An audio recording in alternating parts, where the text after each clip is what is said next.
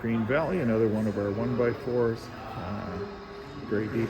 Oh, and the other thing too is Anderson, he 3D printed a bunch of snowmen for the music visitors to try to find on the layout. And we got a single crossover here. Next is Prairie Grain Terminal. Jim is currently switching out the one of the elevators. It's called a back to front, where the two tracks go from the back to the front, allowing us to switch the orientation of the layout. There's also a safety clean facility here. The module is based on the Paul Soberg article and layout in Model Railroader, I don't know, 10 years ago probably. Really nicely done. This is Cremona. The portal on the back there goes to a 3-track staging yard. And then we're into the Welsh modules, which no one can pronounce the name of, whatever that is. That's the name of one of them. Crundale and Clunderwin is the next one, but sometimes called Clinderwin. Depends whether you can speak Welsh or not, or is it Gaelic. Oh my goodness, what? There we go. Here is Rosebush within the Welsh set, and there's an apiary in the back with all the beehives. Oh, and a road here that makes it look like it goes on forever, whereas it's just a mirror. And then we've got mead cars and a fake portal into the back.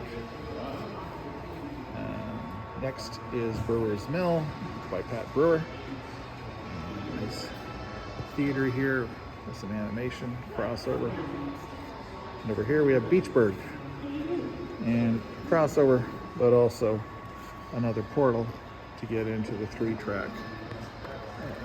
There's the 3-track staging or fill yard back there. Now comes Moccasin Bridge, or a duck under. Here is South Keys, which is an LRT station in the south end of Ottawa, and really nicely done. By Tim Lane, but it's now owned by David James.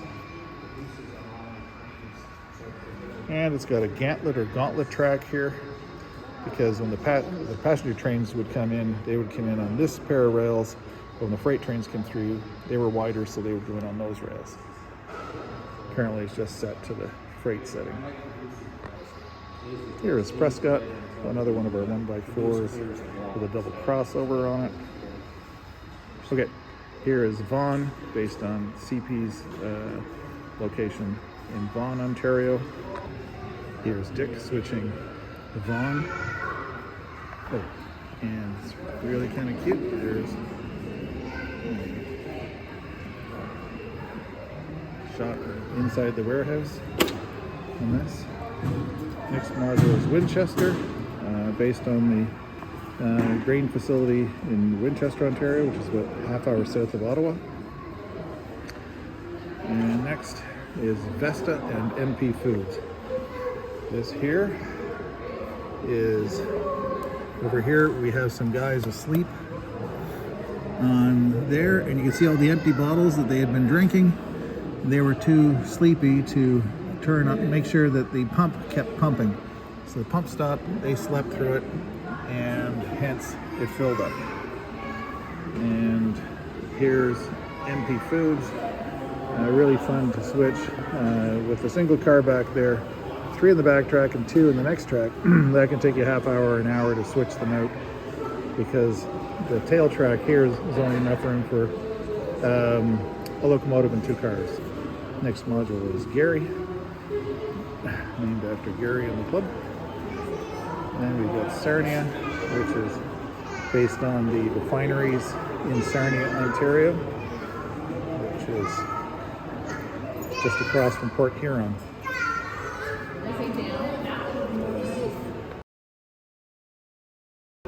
This is Granton, Nova Scotia, based on the Michelin tire plant in Granton. Got a really nice facility by Mark some nice vehicles too, including the Michelin Man. And another track off there, an interchange track. And that. We've got Finch by Paul Anderson. So really nicely done with the field. This module here is called Pine Point. Robin has graciously offered to refurbish it, and he's been working on it here in front of the public, so the public gets to see what it's like to do scenery. The layout, for the first time in our 29-year history, we've got modules from another group, or groups rather. So we've got an adapter module that takes us from HOTRAK standard over here to the Lindsay standard. Lindsay is just west of Peterborough, northeast of Toronto.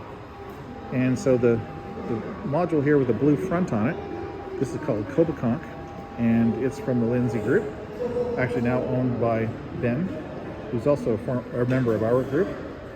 So it's really nicely done. It's been to train shows in central Ontario for, I'm guessing, 10 or 20 years. Really nicely done. A bit different though, it's got 2.5-inch track centers, hence the adapter module had to have a bit of a chicane in it. And really nice scenes here on the platform. And then the back tracks here, there's a place for a boxcar.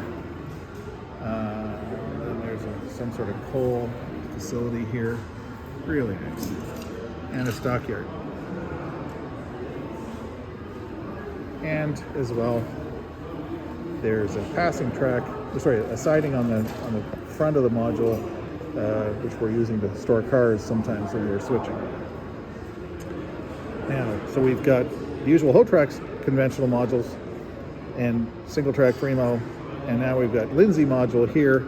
Now we have another adapter that takes us from the Lindsay standard to the 2-track North American Fremo standard. This is Brighton Landing, owned by the Brighton and Presqu'ile train club. Brighton is just west of Belleville, or an hour or so east of Toronto. So it is a lot of fun. Here's a schematic of the track plan. It's more or less the time saver track plan on the back, but it's on a switchback incline. So it's, and the buildings and the detail are really nice. Boat here, and then challenging on the front to switch because you've got tracks on the back of your locomotive as well as tracks on the front, and here you have to go move the cars out of there to be able to get to this car here. Then when you're switching the very back tracks, you have to go up the switchback. And there's one industry there, and there's the canning company up there, and there's room just for a locomotive and one car on that track there. Thankfully, it's really well designed. There's a runaround track up there too, which is really handy. And although there's a switchback here, because there's always a car there, there's really not enough room for a car or a locomotive here. It's really great, and we really appreciate the fact that they brought it up here for our 6-week tour here at the museum.